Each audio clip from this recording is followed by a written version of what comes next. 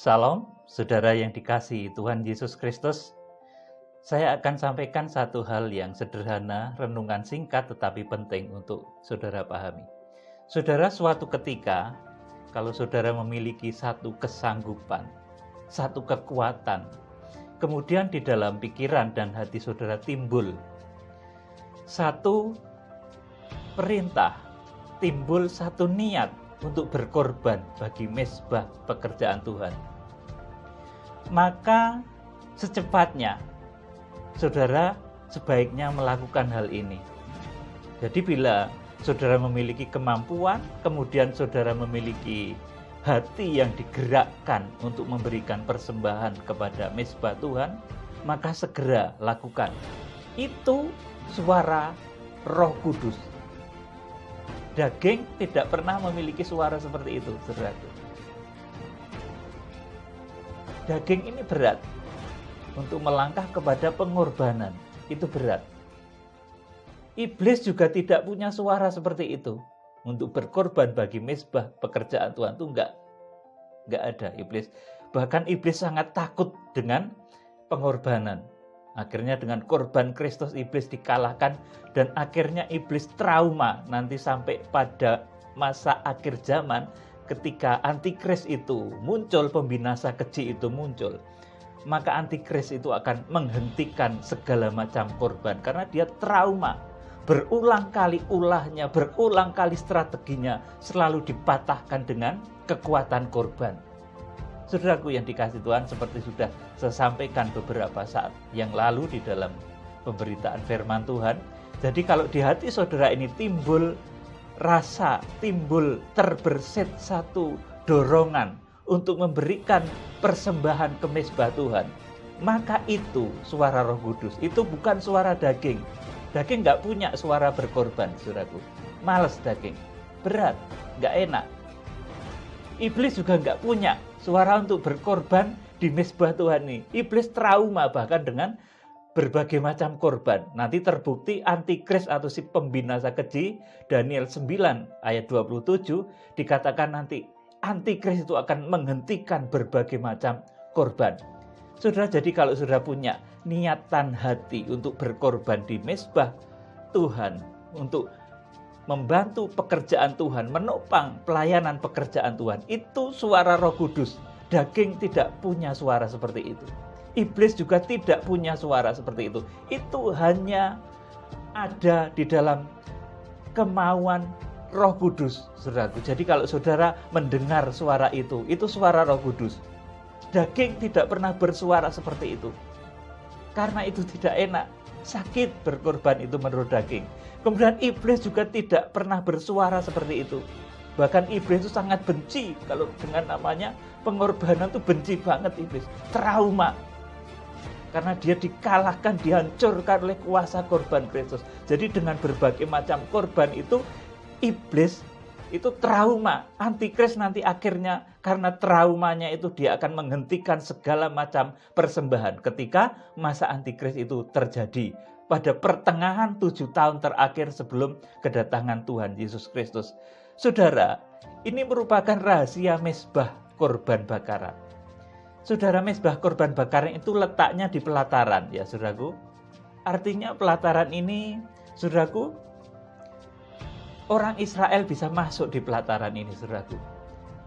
Tetapi di ruang kudus dan ruang maha kudus ini tidak sembarang orang bisa masuk, saudaraku.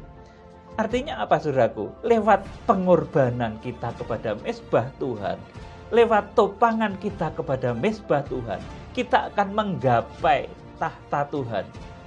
Sehingga Tuhan, saudaraku, tergerak, terketuk hatinya, saudaraku. Saudara, kalau kita membaca di dalam Imamat pasal 16, saudaraku, ini segala macam korban itu dipersembahkan di mezbah korban bakaran tersebut. Kemudian, saudaraku, sekalipun dipersembahkan di pelataran, tapi mempengaruhi ruang maha kudus. Ini dasarnya pengorbanan. Jadi baik darah dari lembu yang disembelih ataupun domba yang disembelih itu nanti akan dibawa oleh imam besar, saudaraku, masuk ke ruang maha kudus. Pengorbanan kita juga begitu, saudaraku. Pengorbanan kita kepada Tuhan, kepada mezbah Tuhan. Sekalipun mungkin, saudaraku, taraf rohani kita mungkin baru sampai kepada pelataran, saudaraku, baru sampai ke, saudaraku, mezbah korban bakaran, bejana pembasuhan, saudaraku. Tetapi kalau kita berkorban, kita akan bisa menggapai tahta Tuhan. Saudaraku, seperti halnya kita. Kita ini manusia yang penuh cacat celah, penuh kelemahan. Tapi dengan korban Kristus, kesalahan cacat celah kita itu ditebus, saudaraku. Sehingga kita mampu menggapai tahta Maha Kudus. Kita mampu masuk ruang Maha Kudus. Saudara, kita akan membaca di dalam Imamat pasal yang ke-16 ayat yang ke-14 dan selanjutnya. Lalu ia harus mengambil sedikit dari darah lembu jantan itu dan memercikkannya dengan jarinya ke atas tutup pendamaian yang di bagian muka. Dan ke depan tutup pendamaian itu harus memercikkan sedikit dari darah itu dengan jarinya 7 kali. Ini imam besar berada di ruang Maha Kudus. Itu ternyata membawa darah lembu yang disembelih, saudaraku, yang menyembelihnya itu di pelataran, saudaraku. Tetapi, saudaraku, meskipun begitu, saudaraku, ini akan berpengaruh sampai ruang Maha Kudus. Saudaraku, persembahan saudara itu juga begitu. Meskipun rohani saudara nggak tinggi-tinggi amat, tetapi saudara ini mengerti mengenai persembahan. Saudara paham mengenai persembahan. Saudara akan mampu, saudaraku, menjangkau, menggapai tahta Tuhan, menggerakkan hati Tuhan. Sehingga apa kerinduan saudara, apa yang menjadi doa-doa saudara bisa dijawab oleh Tuhan. Karena pengorbanan saudara sampai ke ruang Maha Kudus. Lanjut, ayat 15. Lalu ia harus menyembelih domba jantan yang akan menjadi korban penghapus dosa bagi bangsa itu dan membawa darahnya masuk ke belakang tabir. Ini ruang Maha Kudus lagi, saudaraku. Kemudian haruslah diperbuatnya dengan darah itu seperti yang diperbuatnya dengan darah lembu jantan, yakni ia harus memercikkan ke atas tutup pendamaian dan ke depan tutup pendamaian itu. Ayat 16, dengan demikian ia mengadakan pendamaian bagi tempat kudus itu karena segala kenajisan orang Israel dan karena segala pelanggaran mereka, apapun juga dosa mereka, demikianlah harus diperbuatnya dengan kemah pertemuan yang tetap diam di antara mereka, di tengah-tengah segala kenajisan mereka. Amin. Saudaraku, jadi imam besar itu dahulu, saudaraku, membawa darah pengorbanan, baik lembu jantan maupun domba jantan yang dipersembahkan di pelataran, saudaraku. Itu darahnya dibawa ke ruang Maha Kudus. Saudara, meskipun saudara mungkin taraf rohaninya baru percaya Tuhan Yesus Kristus itu pintu gerbang. Karena kalau orang itu begitu masuk pintu gerbang bait suci Allah, benda pertama yang dilihat itu mezbah korban bakaran, saudaraku.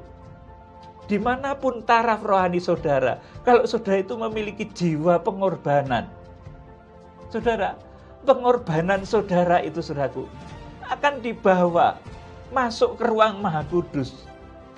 Sehingga saudara menggapai tahta Tuhan. Saudara akan melunakkan hati Tuhan. Sehingga apa yang menjadi kerinduan saudara, apa yang menjadi doa-doa saudara, apa yang menjadi visi saudara, akan diberkati oleh Tuhan. Saudara, jadi ini rahasia pengorbanan itu begitu dahsyat. Ini memang perkara di pelataran. Tetapi, saudaraku, kalau itu dikerjakan, saudaraku, itu akan mampu masuk, saudaraku. Kita menggapai tahta Tuhan di tempat Maha Kudusnya. Saudara, oleh karena itu di Wahyu pasal yang ke-11 ayat 1 dan ayat 2, nanti mezbah korban bakaran itu termasuk benda yang diangkat. Termasuk benda yang, saudaraku, tidak boleh diinjak-injak oleh pembinasa keji.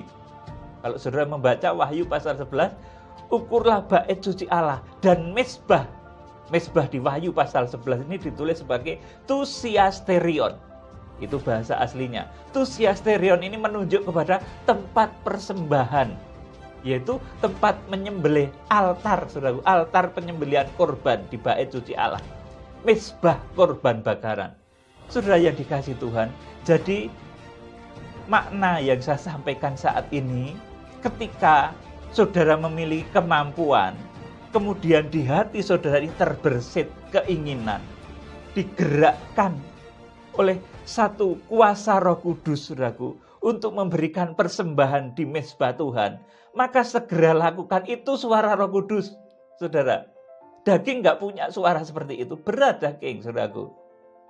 Kemudian iblis juga nggak punya suara seperti itu. Itu pasti suara Roh Kudus. Dan kalau saudara kerjakan, saudara akan diberkati. Pasti, saudaraku. Jalan hidup saudara akan diatur oleh Tuhan sedemikian rupa, sehingga saudara mengalami kemenangan-kemenangan di dalam hidupmu. Saudara yang dikasih Tuhan, jadi pesan saya melalui renungan singkat saat hari ini adalah ketika saudara terilham untuk memberikan persembahan di mezbah Tuhan bagi pekerjaan Tuhan, saudara itu lakukan. Itu suara Roh Kudus. Jangan tunda-tunda. Saudaraku, kalau saudara melakukan, saudara nggak akan rugi. Jalan-jalan yang luar biasa nanti akan dibuka oleh Tuhan secara ajaib. Ini pengalaman saya, saudaraku. Saya kalau berkhotbah menyampaikan segala sesuatu itu sudah melakukan terlebih dahulu, saudaraku. Jadi kalau saudara bisa mempraktekkan akan hal ini, akan terjadi sesuatu yang luar biasa dalam hidup saudara. Perubahan yang luar biasa dalam hidup saudara. Saudara akan mampu menggapai tahta Tuhan. Ketika saudara itu peka mendengar suara Roh Kudus. Suara Roh Kudus yang memberitahukan kepada saudara untuk menopang, untuk berkorban bagi mezbah pekerjaan Tuhan. Itu suara Roh Kudus. Pasti suara Roh Kudus. Saudara, daging nggak punya keinginan seperti itu. Iblis juga nggak punya keinginan seperti itu. Tapi itu suara Roh Kudus. Kalau saudara kerjakan itu, saudara akan mengalami lawatan Imam Besar Agung. Saudara akan mengalami jamahan kuasa Roh Kudus yang luar biasa. Saudara, rasakan, buktikan, maka Tuhan akan memberkati saudara luar biasa. Salam penuaian. Tuhan Yesus Kristus memberkati. Haleluya. Amin.